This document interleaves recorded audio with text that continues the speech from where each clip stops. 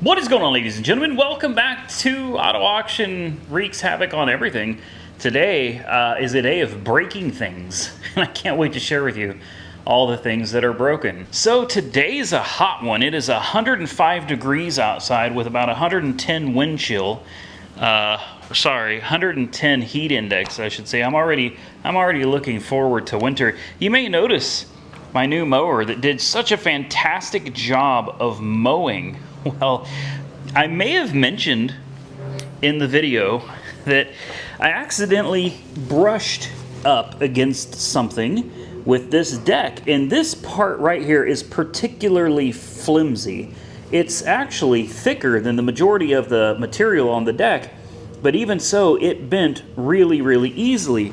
Well, I noticed a vibration after I was done cutting, and you can see the blades, well, they took a bite out of the deck. Well, even after I beat everything straight, I've had a nasty vibration coming from the deck, and I couldn't figure out what it was. Well, check this out. This piece broke. Now, thankfully, these are only $4. It's very lightweight aluminum, and it's actually designed to break. I had to do some research on this, but these are cross-cut blades, so you've got double blades on each motor to give you a better cut. But if you'll notice, there are pieces here that are missing here. They've been sheared completely off.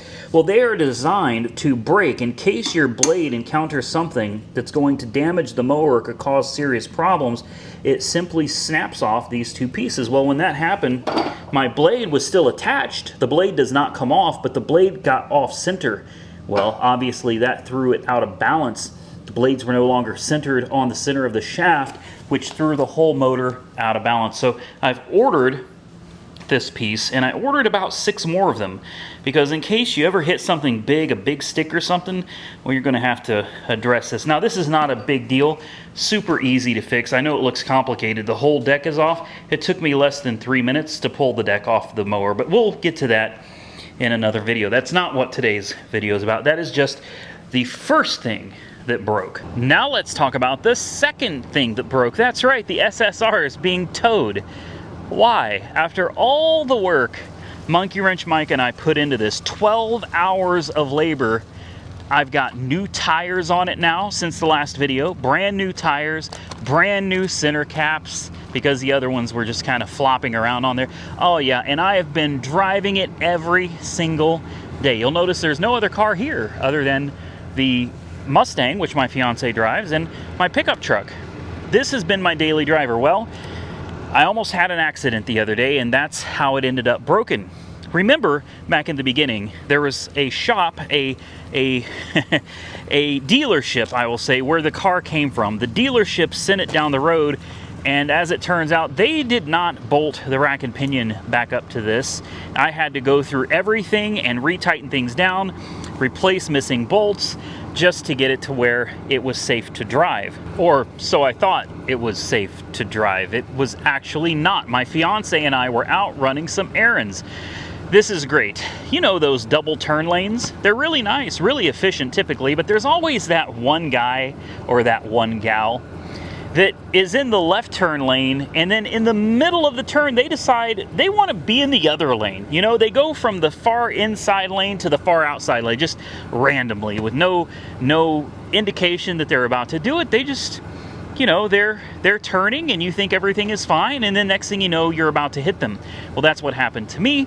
I was in the right turn lane, the outermost turn lane, and the person next to me was in the innermost turn lane. We're both going around the turns, our respective corners, just fine, and well, that person decided they wanted to be where my truck was, which forced me to lock up the brakes. The first time I had to actually lock the brakes up in this, and the brakes work fantastic. So thankfully, I didn't have an accident. I didn't run into anybody. But that's where the problem starts. I noticed when I slammed on the brakes and the front end took a nosedive, right? It clunked. Something clunked. I heard just a thump. And I thought, wonder what that was. Who knows? I put a whole new suspension under this thing, so maybe something just settled in a little bit. I sure think it did. As soon as I was able to start driving again, I noticed my steering, the steering of the truck was straight as an arrow, but my steering wheel was almost 90 degrees off. And I got to thinking, I was in the middle of a left turn, so my wheel was turned as I was going around. My wheel was turned about to where it's stuck now. And now the steering wheel, even when you're going straight, is still in that 90 degrees off, like I was going through a turn. I decided, against my own better judgment, to drive it home, and it drives fine. It still drives straight. I haven't experienced anything weird with it, but the fact that the steering is now turned makes me think that something was loose on the steering shaft, and most likely the dealership that installed the rack and pinion probably didn't get the steering shaft seated. Most of you will know that rack and pinion gearboxes typically have a D-shape shaft. All right, that way it only goes in one way. There's like a shaved off end of a circle that makes it similar to a D shape, and you got to get them lined up right to fully seat it. Well, what if they didn't fully seat the rack and pinion to the steering shaft? What if it was just a little bit off? They aligned everything, and when I hit the brakes, the front end took a nosedive and put all of that pressure on that steering shaft, and it went back into place. You know what I mean? It right back into place. That's my theory. That's what I think happened, but I'm not going to know for sure until I get it down to Byars at AAR headquarters, get it on the lift. I cannot drive this again until I check it and make sure that everything is okay, because right now I'm absolutely terrified to drive this truck. So big shout out again to the dealership that sold this and did a not even a half-ass job on the steering. It's like a quarter-ass job on the steering, and sent it down the road to potentially hurt or kill someone. Major shout out to you guys. Do better. Now, are you guys ready? Are you guys ready for the next part? Because this isn't all that broke. Today is Sunday for me. I don't know what day it is for you, but for me, this is Sunday. It's supposed to be a relatively enjoyable day, but now I've got work to do. It's one day that I should be able to take off and just rest. But no, there's no rest for the weary. Isn't that what they say? Well, or no rest for the wicked. I don't know. I just got a notification on my phone that we have a problem down at AAR headquarters. So why don't we go down there and I can show you what's going on. But first, I almost forgot. You notice my garage is almost empty. I've got this awesome scooter that I have to review. But other than that, I sold everything. I sold every bike that was in this garage, and tomorrow this is sold too. So tomorrow I'll have almost all of my garage space back. I've got I've got 4 more bikes that I got to put together. I've got a couple more coming, but the garage is finally cleared out. I couldn't believe it. I finally took a weekend and I said I'm gonna clear out my garage, and I sold everything. And by the time this is sold, I will have made what, $11,000 in a weekend. That's not a bad weekend off. All right, let's find out what else is broke. Let's walk over to the thermostat here. One of the hottest days in Oklahoma, and it is 95 degrees in here. Oh, I'm sorry. It's 100 degrees in here. Holy crap. Mode, can we turn it? It's already off, and it won't turn off. Yeah, it is 100 degrees inside the house, and it is 105 degrees outside. So, first thing I noticed, the air is running, so the air handler is working. Breaker box is in here. It's just one thing after another. There's the breaker box. Oh boy, it doesn't look like anything is popped. I'm gonna have to get a chair and climb up there. We'll have to flip breakers. This is not good. It is so hot in here that my gas can has swollen. 100 degrees inside the house. That is absolutely insane. So I already know that it's probably something that I'm not going to be able to fix simply by flipping a breaker. It's never that easy, and this is not how you do things, but ugh, easy does it. So which one is the air conditioner? I don't know. Could it be that one? Could be. That feels like it's on.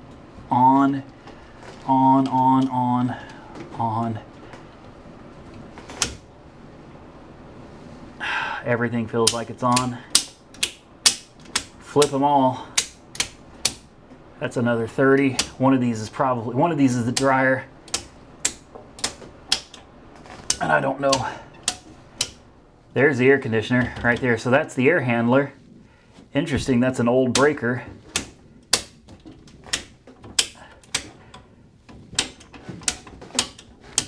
Okay, well, there goes nothing. I guess we'll see. I'll plug the thermostat back on, and then we'll go outside and we'll check the breakers for the air compressor out there. Let's plug it back in. There we go. We'll go to mode, cool, 70 degrees. 105 degrees outside and 98 degrees now in the house. Let's go outside, take a look at the air.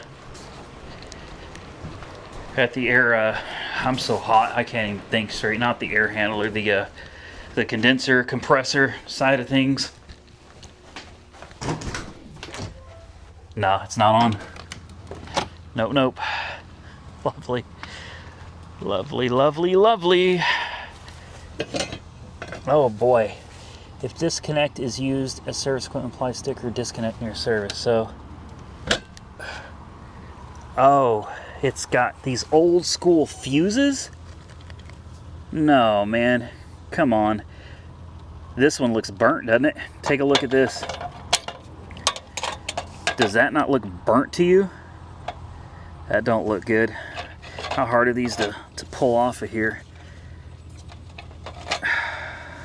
Well, let's go check it out with an ohm meter. All right, got the ohm meter out. We should be able to just stick these leads together and bingo. So let's find out. Uh-oh. Well, that ain't good. That means our fuses are good. The breakers are on. And the compressor doesn't work. Like I said, today's the day for everything breaking. Just everything today is not going well.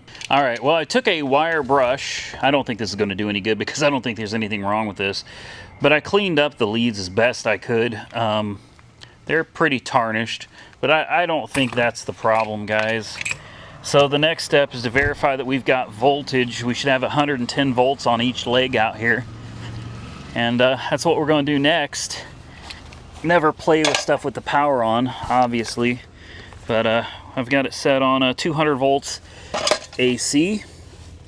So what we're going to do is going to bring this over here and we're going to plug the hot into, bow! Joking. Joking. Hopefully this is all grounded, so put a hot lead right here. And we'll put a, uh-oh. Well, that's no good, because that comes straight from the breaker box. Lovely. So we might not have any, there's nothing out here. There is nothing at this box, and this runs straight from the breaker box.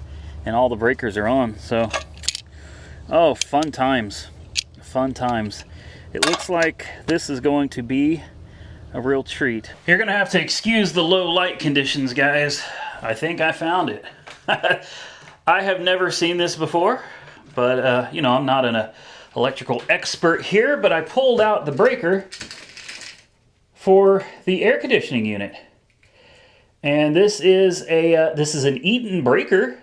To my knowledge, these are pretty decent, but take a look at the back. It's broken. And this side is cracked as well. Right here, this side is completely fractured. This side is completely shattered. And listen, inside this breaker, this thing's trash. This breaker is absolutely trash. So I've got to go find a double pole 35 amp breaker. I don't know what happened. I don't know how that got damaged that way. And the worst part is, I don't even see, wait, yeah, I do. No, I don't. I don't see the other pieces to this in there. And it didn't fall out. So I'm going to take this with me. I'm going to go run to a hardware store on a Sunday and hope that somebody's open that carries one of these. Well, I went to Ace Hardware and I installed a new breaker. Even though it looks like an old breaker, it's not. There it is, but I don't think it's going to make any difference. Let's see what happens.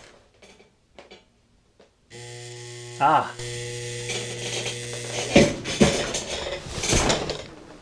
That wasn't good. That wasn't good at all.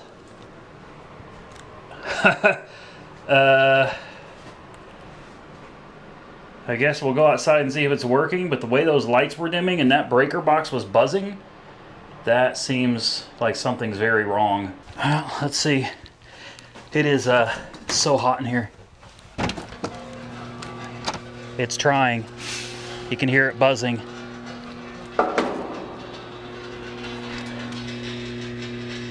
Great, we better shut that breaker off. In fact, we probably ought to shut it off right here.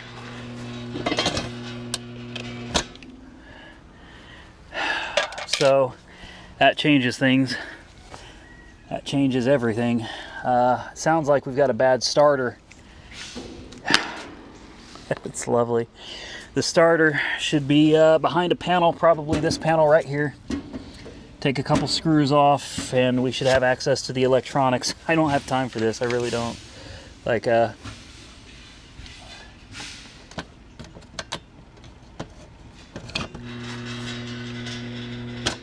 nah.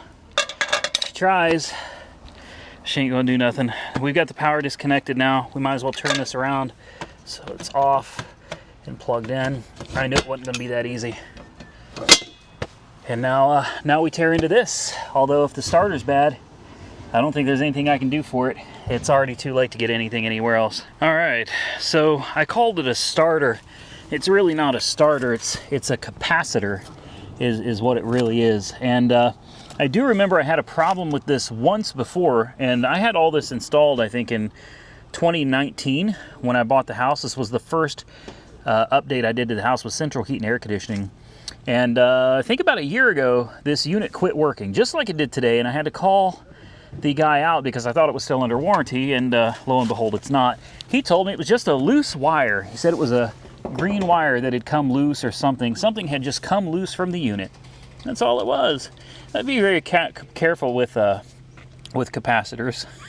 You gotta be very careful with these, because even though it's not on, these little suckers can still hold a charge, and they can zap you. Why don't you ask me how I know? I learned from experience, and I don't want you to have to learn the same lesson. So what do we got over here? This is your, let me get down here a little bit. Here's your conduit. Here's your wires running in to both sides. There's both legs, and it looks like it's coming out, and it's going over here. We've got a black wire going into the unit, and we've got 3 wires at the capacitor. I'm going to take each one of these off very carefully. This is your run right here. This is going to be really thick. I ought to grab some tools just to make this job a little easier. But it doesn't look like anything's loose. I'll bet you money this damn capacitor has died on us, because these wires are not loose. Everything on here is nice and tight.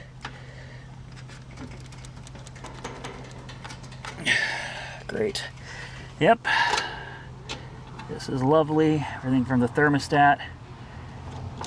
I guess we can always check and make sure we've got a, we got a good ground, I think, right there. Let's plug this back in. Let's see if she'll do anything. Nah. Boy, that doesn't sound good. That doesn't sound good. It's got me very concerned. It could be the capacitor, or it could be potentially something in there has locked up. Well, really, it's hard to tell what's going on. I wish I had a meter that could read microfarads. This is a 45 plus 5 microfarad capacitor right here, 370 to 440 volts. You've got 3 terminals, which is pretty simple. You got your common right here. Herm is your compressor, and then fan is obviously the fan up top. Now, any number of things could be going on. We could have a problem with the compressor. We could have a problem with the fan. Or what's more likely, because this is such a new unit, is that we have a problem with this little capacitor right here. And I don't know how well you can see, but that top is a little bit ballooned out. This will happen when capacitors start failing, but I've seen them get way worse than this, where the tops just kind of, I mean, they really get big. It starts leaking fluid everywhere. This one is not that bad, but it does have a mushroomed top. It's at least starting to go out. So like I said, this is like a 2019 unit, and obviously it's 2023, so maybe we've got a problem with the capacitor. I mean, this is the run capacitor, so that's kind of what it sounds like. It's like everything in here is trying, but it can't. And like I said, this is a 45.5, so the compressor is 45 microfarads and the fan is 5 microfarads. So I think what I'm going to do is I'm going to go on Amazon. I've already found one that's similar. It's not exactly the same, but I mean, the parts that are important matter. It's a 45 plus 5, and it's 370 to 440 volts. Colors and all that different stuff, it doesn't make any difference. I think I'm going to go ahead and order one. It's $20. If it fixes it, great. If it doesn't, I'm out 20 bucks, and at that point I'll probably have to call an electrician or a heat and air guy out here to come look at this. I sure hate to do that because they are not cheap. But I think that's going to conclude the air conditioning part. There's no way I can fix this today, so I'll go ahead and put these back on. We'll go ahead and try it again. We'll turn it back on, but I mean, you know, obviously how's it going to run when it didn't run before? We haven't done anything to fix it. Let me put all this back together and we'll try it. I don't expect anything different's going to happen though. All right.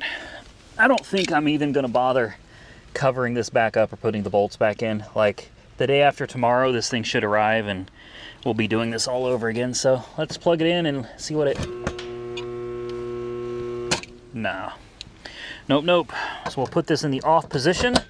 We'll leave that in there. We will close this. I will go inside and also shut off the breaker to the air handler and to the compressor as well. That's a shame, man, because it is so hot in this house. I've never felt this house this hot before. It's crazy in here. Let's go over to the thermostat real quick. We'll see what it says. It's finally starting to cool down. Ooh, spider. Got him. Let's see what it says it is in here right now. 102 degrees in this house. That's crazy. That is crazy. It's getting warm, guys. So let's shut this one off. And which one was it? Was it? Nope. Which one was it? There it is. Got it. It's written down in there, but I ain't gonna mess with it. I should probably put this cover back on, but I don't think I'm gonna mess with that right now either. Okay. Well, we can't fix this today, but at least we've got a pretty good idea of what's going on with it. So next,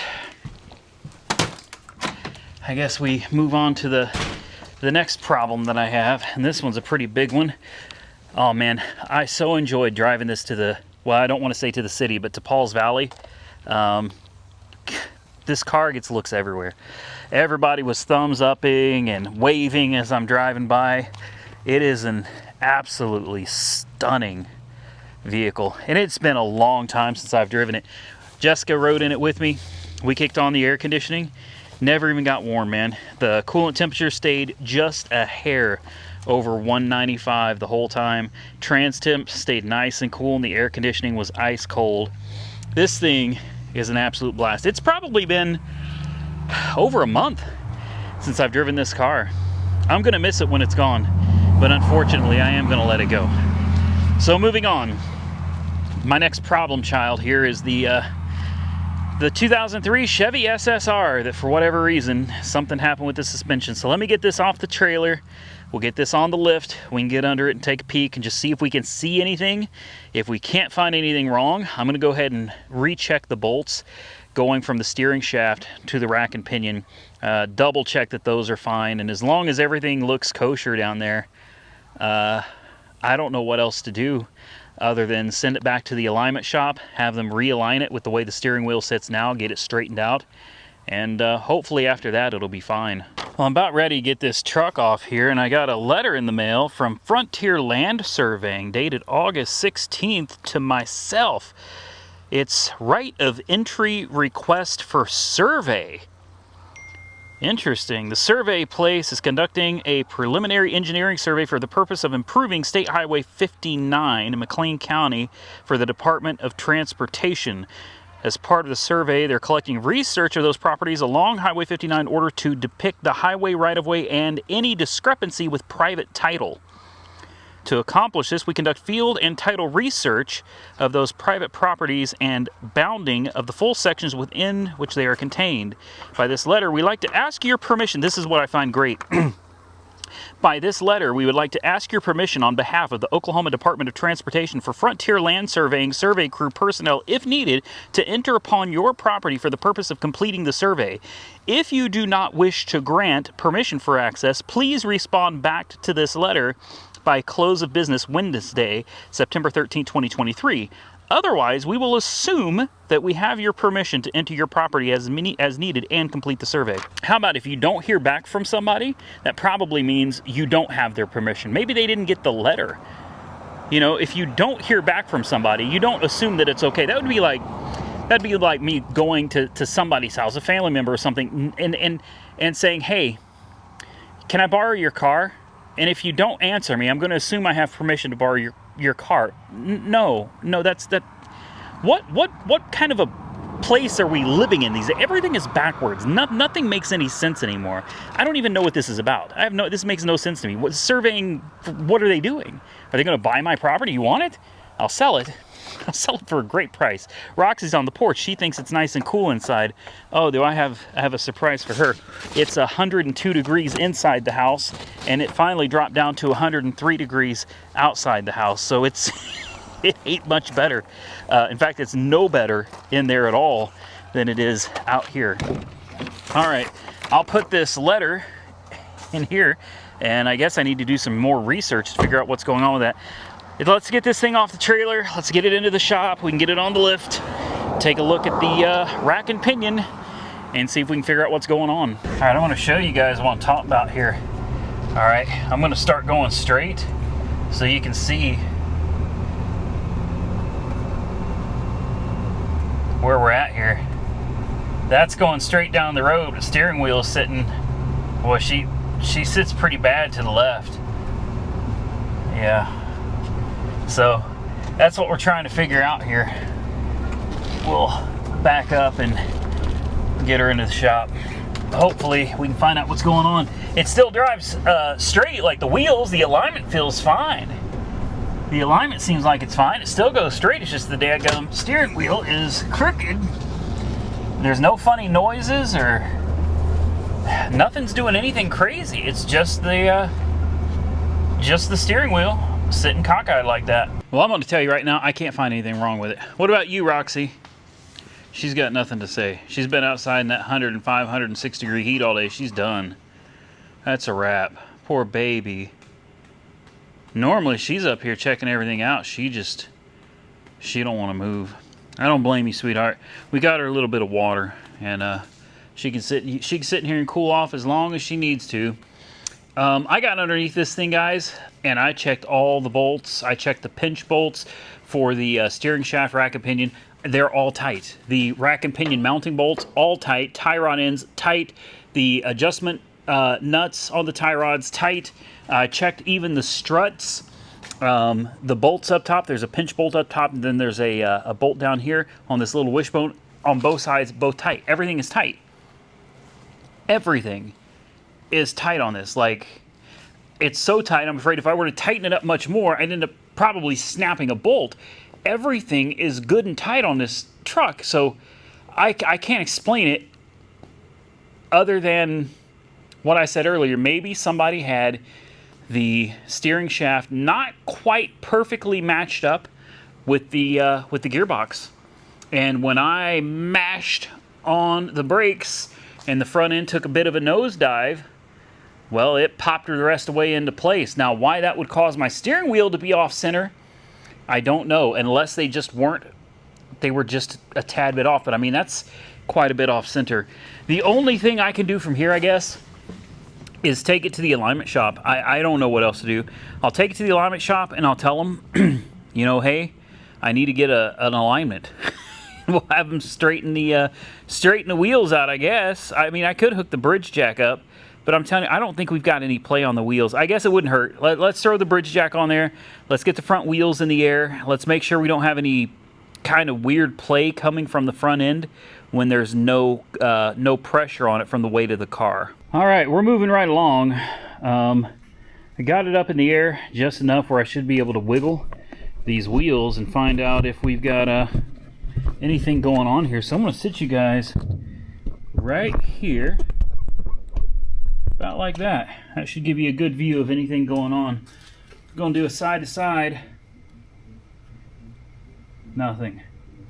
I mean, it shouldn't. There shouldn't be any problems with this, guys. Number one, we just checked it. Number two, the rack and pinion is brand new. Inner tie rods, outer tie rod, it's all new. Struts new. Like,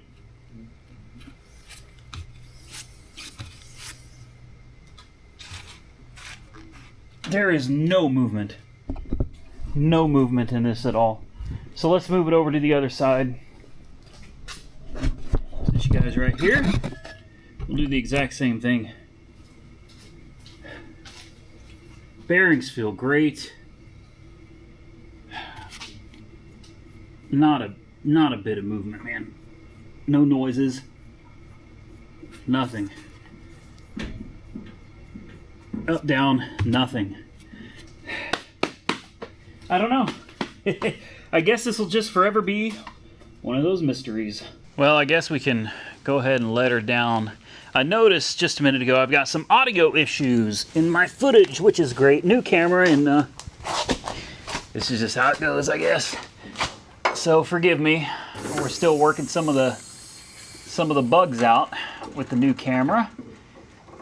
Unfortunately, it's just the way it goes sometimes. The audio, I noticed at some points, really crisp and it sounds really good. And then there's other times that the audio is kind of echoey and doesn't sound the greatest, like when I was moving those front tires around. I don't know what the deal is, man. I don't know. It's not me. I've got all my stuff set up the way it's supposed to be. So who knows? Maybe there's a software update coming for the Osmo Action 4. So here's where I'm going to leave this before we move on to the next one. You thought we were done. No. I want to be done. I got to go film in 105-degree heat tomorrow for at least 4 hours. So that'll be fun. I'm really looking forward to just getting home, getting a shower, and getting to bed. But we're going to get this off the lift. We're going to bring in the Kia Forte. I've got to try to get the stain that the last detail company left in it. I'm going to try to get that out of the seat. They actually created the stain by using chemicals in the car. I'll show you that when I bring it in here. But I'm ready to let that one go. So I need to get it in here. And we can basically just clean it up, change the Kia badges on the hood and on the trunk. After that, I think that car's done. Really, it doesn't need anything. It's good to go. All right, so we're getting towards the end. Here's the 2014 Kia Forte EX that has been sitting here for just months and months. We got a clean and clear title on it now. Unfortunately, it's a tad bit dirty. It's not the worst though. The main thing I wanted to focus on was getting this off. So I'm using a plastic trim tool and just carefully like jamming it up under there and then kind of twisting, and there we go. I mean, that easy. Look at that. Come on. There we go. And off it comes, just like that. Now, of course, we got to clean all that goo off the edges, and I have some factory, brand new factory OEM badges to put back on it. I hope the one on the trunk comes off just as easy. That one was that was way too easy. Come on, here it goes. Come on. There it goes. There she goes. Just gotta... Uh-oh. Okay, well, it didn't hurt the paint any. Jeez. That one, golly, that one is, there we go, there we go. Come on, let her loose.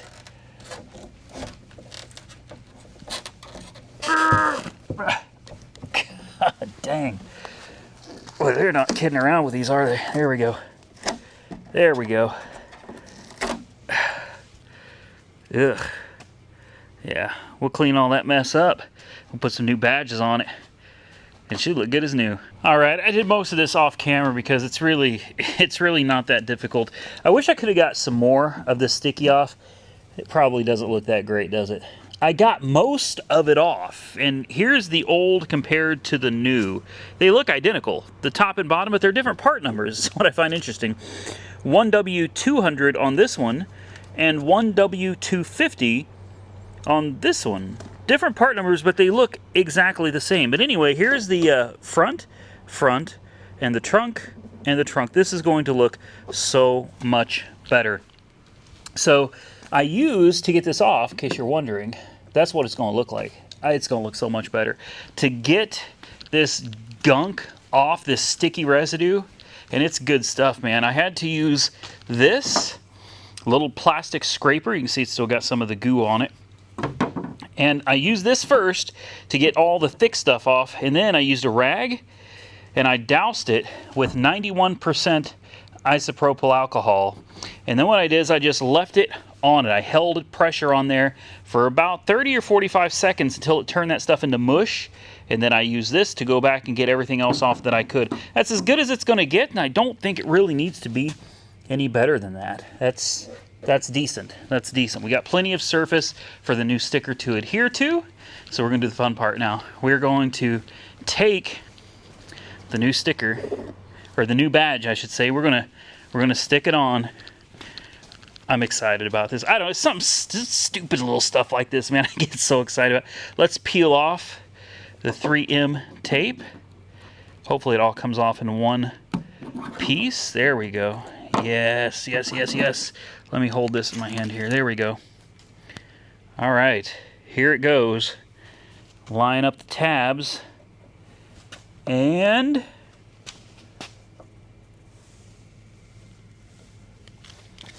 make sure everything looks good. There it is. That looks nice. That looks real nice. We'll just, I'm going to hold some pressure on it for just a few minutes. Well, a few seconds, I should say. Then we'll move over to the front. I just want to make sure it adheres properly and it isn't going to fall off. Time for the last badge right here. Hopefully everything goes on smoothly. It's kind of a one and done type deal right there. There it is. And do the same thing, just kind of really put some pressure all around it. Make sure it adheres properly, and well, I'd hold it for about 30 seconds and then you're done. All right, there it is. Tell me that just makes a big difference. It's a matter of a few dollars, but that few dollars I think really makes the difference. I mean, which would you rather be riding around with? You know, would you rather be riding around with this on the front of your car? Or would you rather be running around with this on the front of your car? This just looks trashy. That looks so much better. For a few bucks, absolutely, positively worth it. I drug out my one of my batteries, one of my big batteries, my XC 8.0s, to drop in this new Milwaukee. Unfortunately, it got dark on me, so I don't really have anything to, I don't have any tires to air up. I really wanted to give this thing a shot today. There's my old one. This thing works great. I've been using this for over a year now, and I haven't had any problems with it. It's a great, like, mini inflator. But this one right here, this one takes things to the next level. It even has memory functions, so you can program like 35 psi or 60 psi and save it. Then you just go to memory and pull up M1. There you go, your target pressures. I love this.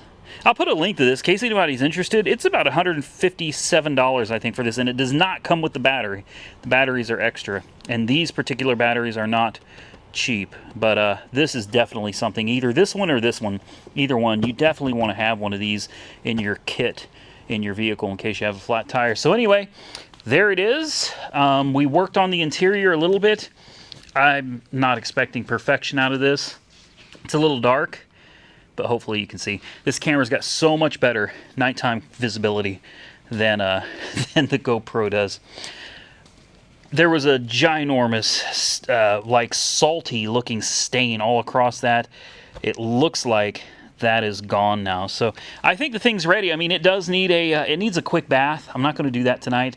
I'll do that when I'm ready to take the pictures for Copart. We also hit it here and here. There were some stains and a couple over there as well. Hit it one more time, just trying to make it as good as we can. And I think it's almost ready. It is. Needs a bath. Give it a good bath. Knock the dust off of it. I mean, look, it was sitting under a tree. It's just been sitting in the yard for so long. You give this thing a good bath. She'll clean up nicely. And then I think it's ready for some pictures. And ready to go down the road. Hopefully make us just a little bit of money. See if the key is in it here. We'll start it up for you real quick.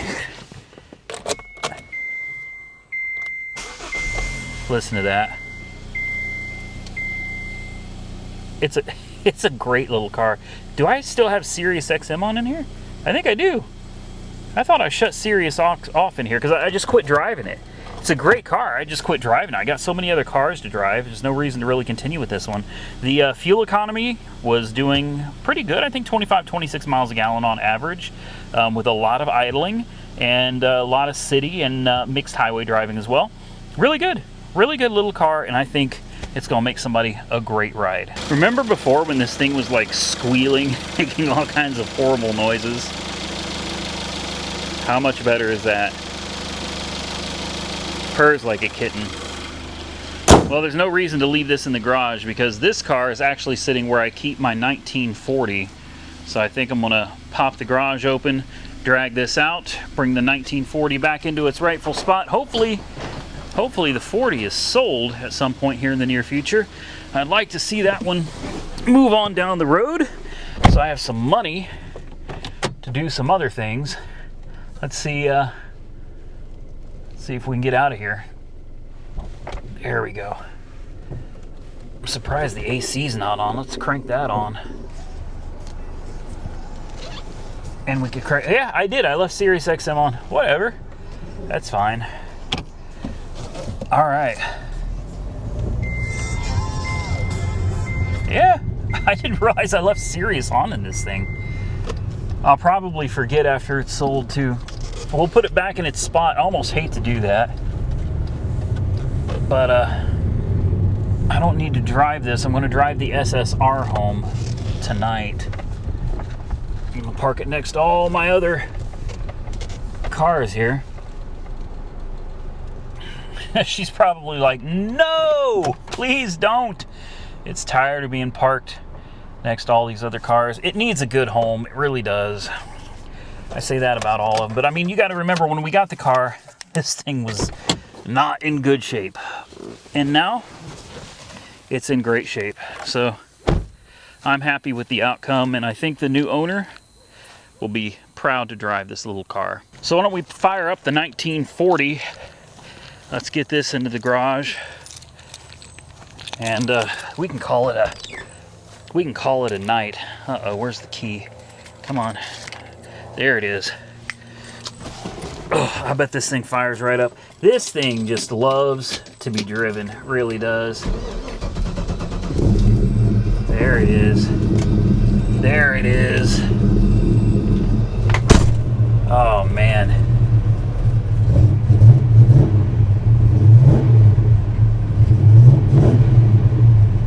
This thing sounds so good.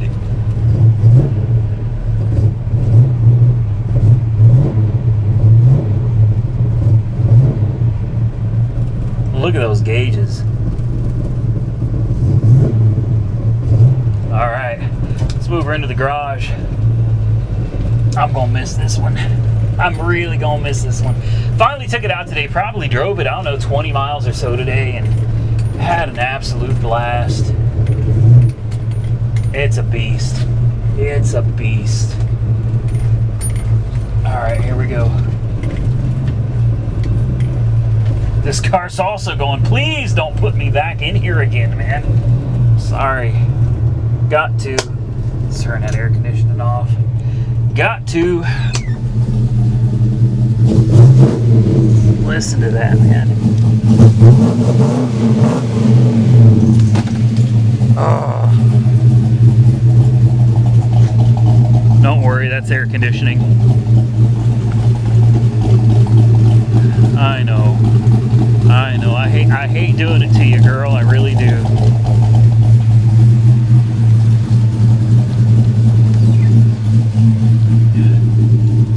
But I got to. Can't really be driving it too far since it's already listed for sale and everything. I don't want to risk having an accident or something, and or scratching it or dinging it or anything, man. I just drove it today because it's been sitting a long time. The last thing I wanted was to have it sold and find out some new problem crept up on me from sitting or something. So I took her out, stretched her legs, man. We had her up at 75, 80 miles an hour, just cruising down the road. Absolutely beautiful car. I hope that this thing sells really soon because I'd like to put something else in its place. And with that, ladies and gentlemen, I guess I'm going to get out of here. It's been a day. Like I said, everything today was just going wrong. Things were breaking left and right, and I think here in a couple days we'll have it resolved with the new capacitor for the air conditioner. I'm crossing my fingers that that's what it is. So stay tuned. I'll be sure to mention it in a future video. Thank you all so much for watching this video and sticking around with me. I truly do appreciate it. Subscribe to the channel if you're not already subscribed. And if you have any comment on what you think might have happened with that SSR front end, I don't know. I'm completely at a loss. I have no idea other than what I said earlier. If you got any ideas on that, definitely drop a comment below. I'm going to need to get it down and get it aligned. At this point, I'm thinking of driving the SSR home. I don't think it's unsafe. I checked all the suspension components. Everything feels fine. Everything feels absolutely fine, so I'm not too worried about it. But drop your comments below, hit the thumbs up button, subscribe to the channel. Until next time, stay safe out there, everybody. I look forward to seeing you all again very soon in the next one.